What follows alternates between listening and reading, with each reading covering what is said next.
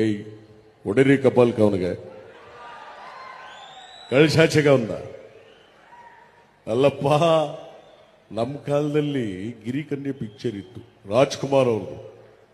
ತೈ ತೈ ತೈ ತೈ ಬಂಗಾರಿ, ಸೈ ಸೈ ಸೈಯನ್ನು ಸಿಂಗಾರಿ, ಈ ತರ ಹಾಡುಗಳಿತ್ತು.